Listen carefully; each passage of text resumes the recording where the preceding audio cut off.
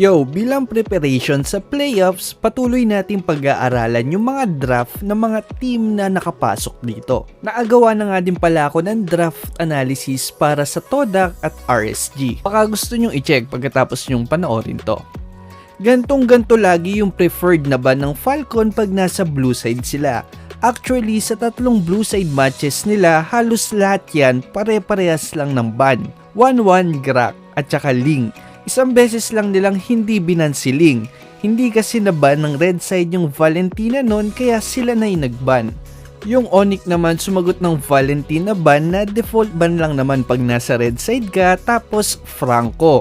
Itong Franco ban, feeling ko respect ban to para sa Falcon kasi hindi lang yung Onyx yung nagban sa Franco ng Falcon. Pati yung Todak binan din nila to nung game 2.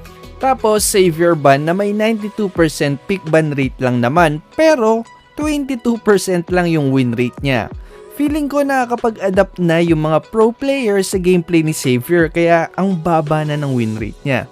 Nag first pick na dito ng Julian yung Falcon na nagiging priority pick na ngayon dahil sa flexibility niya, nalalagay siya sa XP lane, mid at saka pinangja-jungle din siya. Sumagot naman yung Onyx ng Akai na napakaganda din ng performance ngayon sa pagiging utility jungler.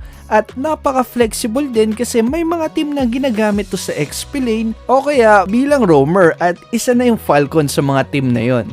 Tapos, Matilda na tingin ko medyo outdated na para i-priority pick pa sa meta natin ngayon.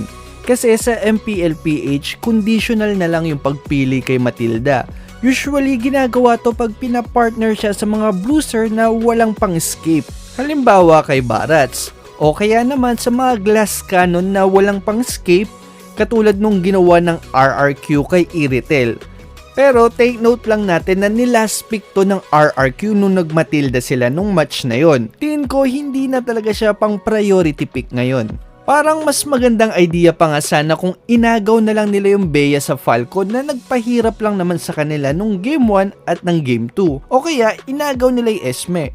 Kasi sasagot na dito ng Esme yung Falcon na 100% lang naman yung pick rate nila. Lagi talaga nila tong kinukuha sa 2 picks nila, mapa blue side or red side man sila.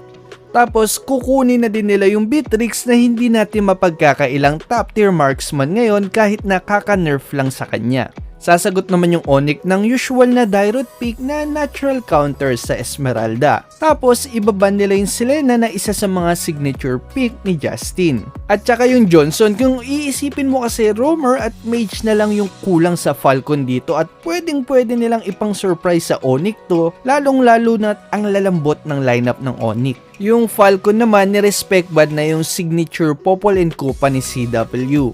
Magandang sagot din kasi to kay Beatrix kasi kayang-kaya niyang harasin si Beatrix sa early game tapos nahaharangan pa ni Kupa yung sniper at saka yung shotgun. At saka if ban naman para hindi mahirapang pumesto si Beatrix. At dito na mababasa ng Falcon yung Onyx. Dahil nagsisilyon pick yung Onyx, ibig sabihin lang nito ang magiging last pick nila sa gold lane pang mid game yung power spike kasi kung magle-late game na marksman pa sila dito, halimbawa si Claude, sobrang magugulpi sila sa early. Kaya ang candidate na lang nila dito ay Brody o kaya Clint. Masyadong squishy yung lineup ng Falcon dito para mag-Brody yung Onyx. Mas perfect sa gantong lineup si Clint kaya tignan nyo. Hindi pa pumipili ng gold laner yung Onyx, pumik na kagad ng Lolita yung Falcon pangontra sa Clint. At hindi nga nagkamali ng basa yung Falcon dahil Clint nga yung magiging gold laner ng Onyx. Para sa akin, medyo may hawig sa blacklist yung way ng pagdadraft ng Falcon kasi hindi nila pinapalitan yung draft hanggat gumagana. Ina-adjust na lang nila yung last pick nila depende sa kalaban. Yun na lang muna sa ngayon. Salamat sa panonood.